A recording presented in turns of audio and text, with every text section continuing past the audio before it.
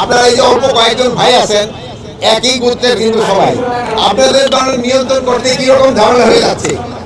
পুরা দেশে 18 কোটি মানুষকে নিয়ন্ত্রণ করা যে আইন শৃঙ্খলাতে কত ধরনের কষ্ট, এটা আপনাকে দিয়ে আপনারা কিন্তু প্রমাণ করেন। এই জন্য আপনার অনুরোধ করবো, মানে আপনারা যে কষ্ট করে আসছেন এবং এই জন্য আমি আপনাদের অনেক ধন্যবাদ দিই। আপনারা সবসময় খুব ভালো সংবাদ পরিবেশন করেন, এই জন্য আমি আপনাদের ধন্যবাদ দিই। আমি আপনাদের এবং আপনাদের পরিবারের সবাই আমার শুভেচ্ছা। আমার কাছে আমার প্রত্যাশা এই পর্যন্ত পূরণ হয়েছে, এই জন্য আমি এরকম কোনো বড় ধরনের কোনো রিপোর্ট আমি পাই নাই। হ্যাঁ, রাস্তাঘাটে তো 2-1টা অ্যাক্সিডেন্ট হয়েছে, এটা আমি না করবো না, কিন্তু ওই ধরনের কোনো বড় ধরনের কোনো ঘটনা ঘটে 2-1টা ছোটোখাটো চুরি চেষ্টামি এইগুলি তো হচ্ছে, এটা না, বাট বড় ধরনের। এই জন্য আমি মোটামুটিভাবে খুশি, যেমন আপনারাও খুশি আমিও খুশি।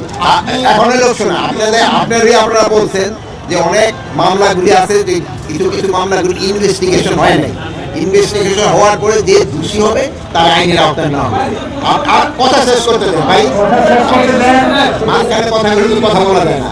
আপনারাই কিন্তু সবসময় বলছেন নির্দোষীরা যেন কোনো অবস্থায় সাজা না পায়, এই জন্য আমাদের ইনভেস্টিগেশনটা করতে দেন। যদি ইনভেস্টিগেশন করার পর যেই দোষী হোক না কেন, কাউরি আইনের বাইরে থাকা হবে না, তারা আমরা অবশ্যই আইনের আওতায় নিয়ে যাবো। এটা তো আপনারাই আমাকে রিকোয়েস্ট করছেন, আপনারাই বলেন নাই ভাই, হাসপাতাল বলেন, আপনারাই বলছেন, আপনাদের কথাই তো আমি রাখতেছি যে তারা ওইভাবে প্রমাণিত না হলে তারা আমি কেন একটা নির্দোষ লোকের কেন আমি সাজা দেবো, একটা নির্দোষ লোকের আমি কেন সাজা দেবো, একটা আর ভাই শেষ করতে হবে, একটা দোষী দিয়ে হবে তাহলে আমরা শাস্তি দেবো।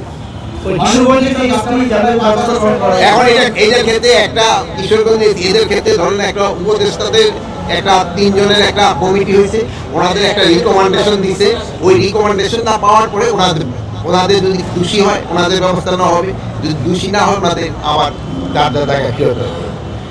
আর কোনো কিছু আপনারা দোয়া করেন, ভালো থাকেন। আমি আবার